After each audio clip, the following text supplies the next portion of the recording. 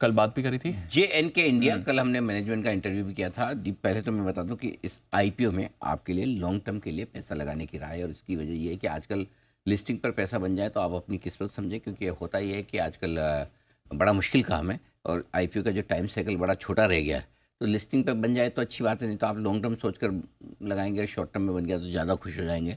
Short term सोच के लगाया ना बना लोग तो फिर दुखी हो जाएंगे। तो बेहतर है लॉन्ग टर्म अप्रोच रखें, बीच में बन जाए पैसा तो खुश हो जाए, नहीं तो कोई बात नहीं। लॉन्ग टर्म के लिहाज से क्यों अच्छा है वो बता दूं। पहली चीज़, प्रमोटर्स काफ़ी अच्छे हैं। L&T में लंबा काम करने के बाद वेल क्वालिफाइड एक्सपीरियंस प्रमोटर्स हैं, जिन्होंने अपना ये बिजनेस शुरू किया 2010 में और अच्छा बिजनेस बनाया है। तो उस हिसाब से प्रमोटर्स का बैकग्राउंड बढ़िया है।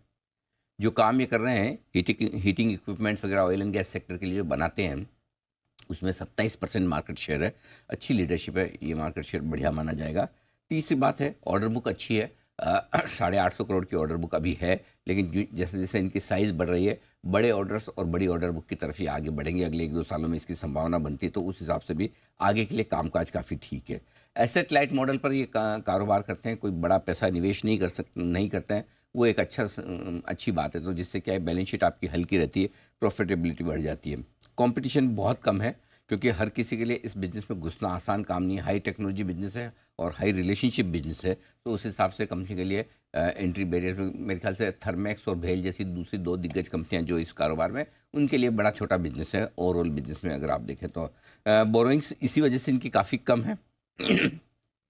ज़्यादा खाली इनको जो पैसे की ज़रूरत पड़ती है वो वर्किंग कैपिटल के लिए कम पड़ती, कर्ज कम लेना पड़ता है, ये आपके लिए। और स्ट्रॉन्ग बिजनेस आउटलुक है, क्योंकि इस पूरे सेक्टर में गैस में, और जिस तरह से make in India, vocal for local, और जिस तरह से हिंदुस्तान में ऑयल एंड गैस सेक्टर में इन्वेस्टमेंट्स जो बढ़ रहे हैं, इनके लिए काम की कमी नहीं रहेगी। और सबसे बड़ी बात है कि कंपनी अब आई एम श्योर कि विदेशों में भी बड़ा बिजनेस अक्वायर करने की कोशिश करें, तो हिंदुस्तान के बाहर भी बड़ा काम करने की कोशिश है।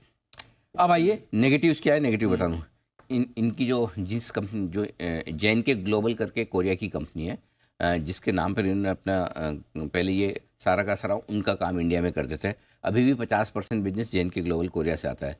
इस कंपनी ने जब से लिस्ट हुई 70% नुकसान किया कोरिया के मार्केट में। उन्होंने पैसा नहीं बनाया, नो डाउट, आप कंपेयर नहीं कर सकते इक्वली, लेकिन जहाँ से सबसे बड़ा बिजनेस आ रहा है, जो इनकी पेरेंट कंपनी एक तरह से प्रोमोटर है, वहाँ पर परफॉर्मेंस बहुत अच्छी नहीं है।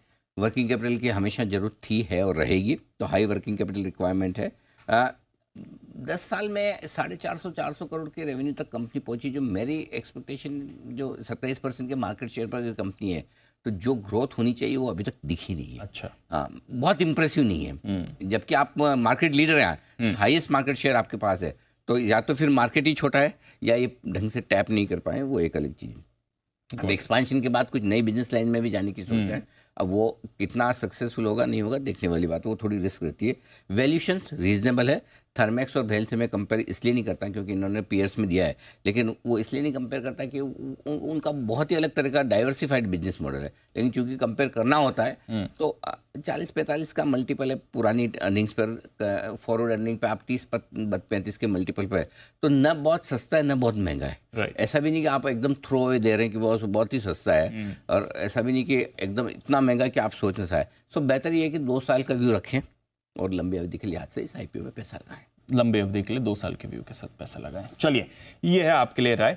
आज की नई IPO जो खुली है JNK इंडिया, इस पर भी करेंगे।